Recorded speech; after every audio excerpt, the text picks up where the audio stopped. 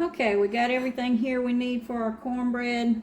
We're going to mix up some cornbread. I've got 2 cups of cornmeal here. Actually, I've got yellow and white mixed. Usually I like to use straight yellow with my cornbread, but that's all I have, so I'm going to make do with what I have. We're going to put in 4 tablespoons of butter, and I'm going to grate that into the cornmeal. We've got our eggs, and we got our buttermilk. If you don't have buttermilk, don't make the cornbread. I know everybody's got their preferences, but for me, if I don't have buttermilk, I don't make the cornbread. We go without. So, in goes the cornmeal. And like I said, I've got white and yellow here. I usually like straight up yellow, but we're working with what we got. I'm going to go ahead, and the reason I grate the butter into the cornmeal, rather, you can definitely do all, you can definitely do, and what I do is I usually mark, I want 1, 2, 3, 4 right there. I'm going to grate down to there. The reason I grate it is because you want the flakiness, and this just, you don't have to work it as much with your hands if you just grate it in there. And I'll grate some in, and then I'll just kind of cover that with the cornmeal, and then I'll grate it again till I get down to my mark. Now, the more butter you put, the more moist the cornmeal is going to be. Again, for us, we like a little drier cornbread. That's why there's no flour in this cornbread. I don't particularly care for flour in my cornbread. The whole purpose of cornbread is for it to be gritty. So I'm just going to stir that up. Then I am going to kind of mix it with my hands just to get that butter incorporated into the cornmeal. Like I said, you want it to be the consistency of like peas into the meal. And again, I took that butter and put it in the freezer about 10 minutes before I grated it. That just makes it a little harder, and like I said, it keeps it cold and is better for your cornbread. Then I'm going to make a little well in the center here. I've got my 2 eggs. You can see one of them's a small egg from my Banny chicken. These are fresh eggs.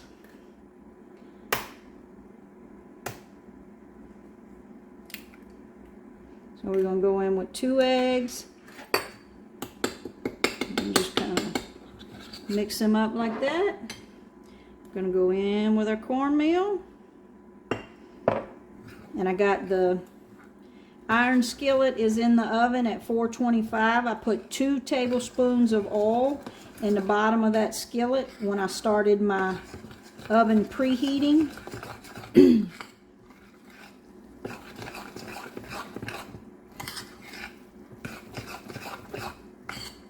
Now here you can see this is a little dry. If you want to add a little more moisture to your cornbread, you definitely can, but we like it a little dry, so this is going to do good right here. So I'm going to go get the skillet out of the oven. We'll pour it in the skillet. Into the oven we'll go at 425. We'll check it at 20 minutes, but it'll probably take 25. So I've got the hot skillet here, and it's got those 2 tablespoons of oil, and it's extremely hot, but that hot oil is what's going to make the crust on your cornbread. So I'm going to go into that skillet. You see that cornmeal starting to cook. That's what's going to make the crust on your cornbread. This is an 8-inch iron skillet. You definitely could use a 10-inch if you wanted to. Your cornbread won't be as thick.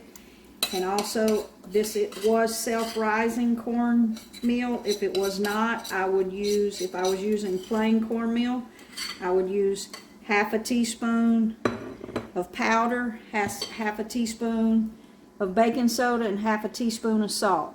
If you're using buttermilk, you want to use baking powder and baking soda if you're using buttermilk, as like I said, I usually am. So now I'm going to take this hot skillet back to the oven, and like I said, we'll check it in 20 minutes, but probably going to be more like 25. So our cornbread's been cooking for 25 minutes, so I'm about to pull it out of the oven. It's good and golden brown on top. It is hot, hot, hot. There it is. Look how beautiful. Good buttermilk cornbread. So